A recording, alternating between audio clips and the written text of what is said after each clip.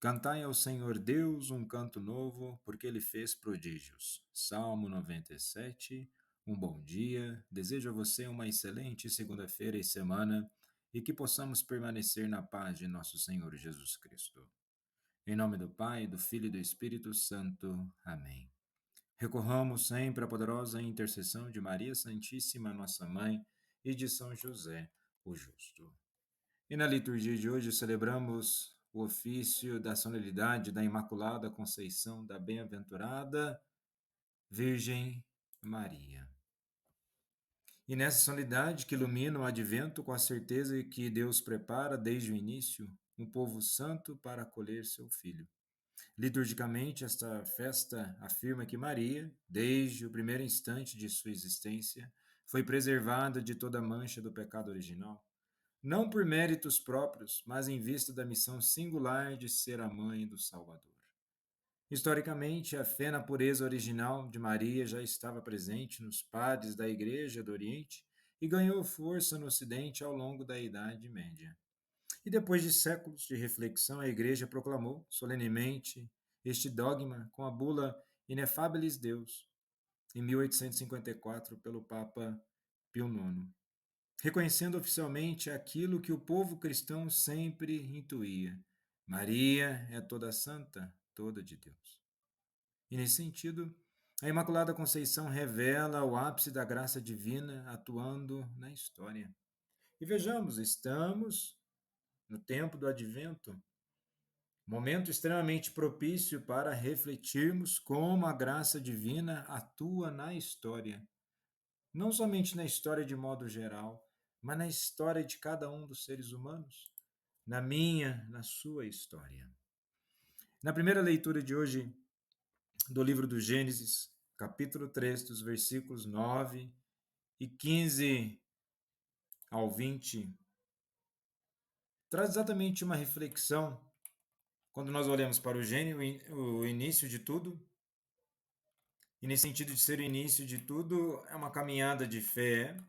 E caminhada de fé, momento de advento, é onde nós aprofundamos aquilo que nós estamos acreditando.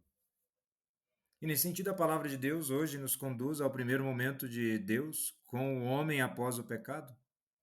E o que ouvimos não é um grito de condenação, mas uma pergunta que ressoa através da história humana inteira. Está lá no versículo 9. Onde estás?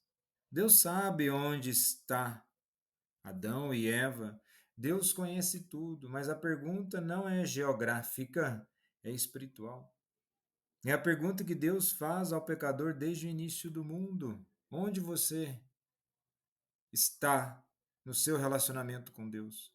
Onde está o seu coração? Onde está a sua verdade interior? Onde estás? O pecado sempre começa com um afastamento silencioso. Antes de o fruto ser colhido, algo já tinha acontecido no coração. É assim conosco, antes do pecado visível, há o deslocamento interior, o diálogo com a serpente, as justificativas, o relativismo, a autossuficiência. Vejamos que tudo aquilo que acontece de catastrófico, de desastroso fora do ser humano é porque dentro já foi meditado e premeditado. E no Éden, o som que antes era doce, Deus caminhando ao entardecer, torna-se agora motivo de medo. O ser humano se esconde. E este é o drama moral do ser humano. O pecado inverte tudo. Onde havia liberdade, nasce escravidão. Onde havia transparência, surge a fuga. Onde havia confiança, aparece a vergonha.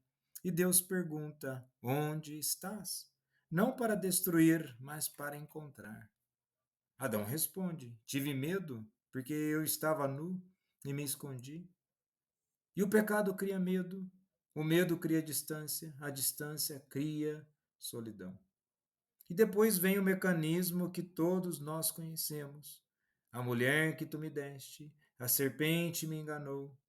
E quando o coração se afasta de Deus, ele se defende, se justifica, acusa, racionaliza, minimiza. Mas Deus não aceita máscaras. Deus não cura aquilo que escondemos, Deus cura o que confessamos. E confessar faz parte exatamente de um princípio de libertação. Nos abrimos para a graça de Deus. E na segunda leitura de hoje, na carta de São Paulo aos Efésios, capítulo 1, dos versículos 3 ao 6 e versículos 11 e 12. Agora, São Paulo nos revela o que Deus sempre desejou desde antes da criação do mundo. Bendito seja Deus que nos abençoou com toda a bênção espiritual. Ele nos escolheu antes da fundação do mundo para sermos santos e irrepreensíveis diante dele, no amor. Se em Gênesis vemos o homem fugindo de Deus, em Efésios vemos Deus correndo atrás do ser humano desde toda a eternidade. E São Paulo diz que fomos escolhidos antes da fundação do mundo, antes do Éden, antes da queda, antes de qualquer erro. Isso significa que a graça é mais antiga que o pecado.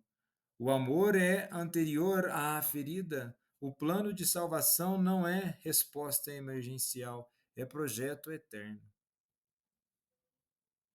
Deus nunca desistiu de nós. Se o ser humano pecou, mas Deus já havia pensado na cruz. Se o ser humano caiu, Deus já havia decidido levantar. Se o ser humano se esconde, Deus já havia escolhido encontrá-lo. E o texto diz: Ele nos predestinou para sermos seus filhos adotivos por Jesus Cristo. Predestinação aqui não é fatalismo, é vocação ao amor. É Deus declarando: Eu te quero como filho, eu te quero de volta, eu te quero comigo. Se o pecado gera medo, tive medo e me escondi, a graça gera filiação. E Deus não nos procura para nos punir, mas para nos acolher e abraçar. Ele não nos chama para julgar, mas para adotar e participarmos verdadeiramente da vida em plenitude. E no evangelho de hoje, em Lucas capítulo 1, dos versículos 26 ao 38, agora vemos o plano eterno de se encanar no momento exato em que uma mulher responde aquilo que Adão não pôde dizer no Éden: Eis-me aqui, a serva do Senhor. Toda a história da salvação se encontra nesse instante. Toda fuga humana encontra o seu fim. Toda distância entre Deus e o homem se fecha. Toda promessa antiga floresce de uma vez. E este é o momento em que o céu encontra a terra. Em Gênesis, o diálogo que mudou a história foi com a serpente. Em Lucas, o diálogo que muda a história é com o anjo.